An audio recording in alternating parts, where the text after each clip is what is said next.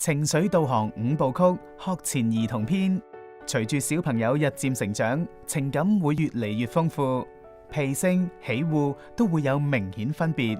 小朋友踏入學前階段，家長可以參照情緒導航5部曲，正面回應佢哋嘅情緒，引導佢哋合作解決問題同學習調節情緒，從而促進小朋友身心健康發展。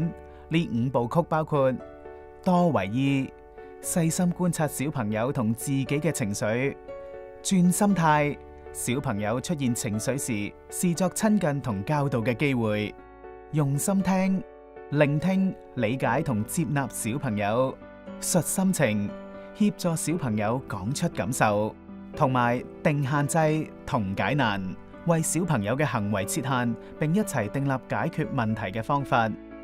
跟住落嚟睇下家長可以點樣運用呢5部曲呢？情緒導航實戰篇，家長喺幼稚園門外接小朋友放學，有個小妹妹好興奮咁叫爺爺睇佢幅畫。爺爺，你睇下。爺爺敷衍咁回應孫女話：好啦，行快2步啦，架車走噶啦。小妹妹聽到爺爺冷淡嘅回應，覺得有啲掃興。呢個時候，佢另一個同學都好興奮咁拎住幅畫同媽媽講：你睇下，我畫噶。呢個媽媽能夠多為意，察覺到仔仔好開心，但係佢因為趕時間而有啲心急。不過媽媽提示自己要轉心態，把握同仔仔同喜同樂嘅機會。於是媽媽由皺眉轉為微笑，並用心聽去理解仔仔嘅感受，再運用述心情同佢講：你好滿意幅畫喎，而家我哋要翻屋企，翻到去再慢慢睇啊！媽媽跟住為仔仔定限制同解難，把握機會，用情緒導航嚟增進親子交流。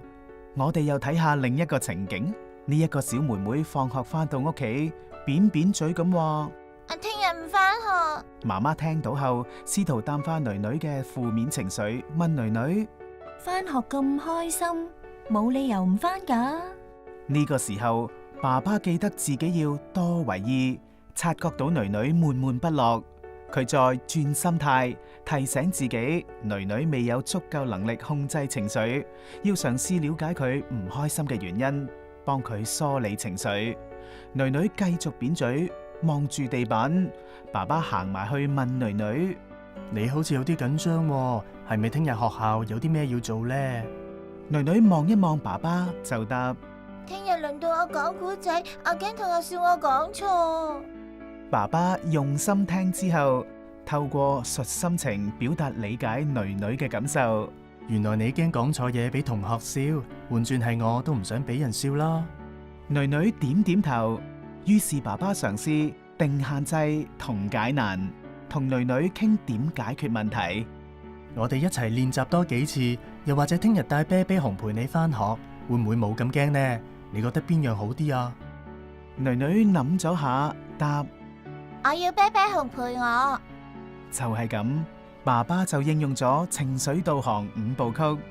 其實只要家長持續細心觀察、理解同接納小朋友喺唔同成長階段嘅情緒變化，多啲運用情緒導航5部曲回應，包括多為意、轉心態、用心聽、述心情、定限制同解難，就可以促進小朋友身心健康發展同建立親密嘅親子關係啦。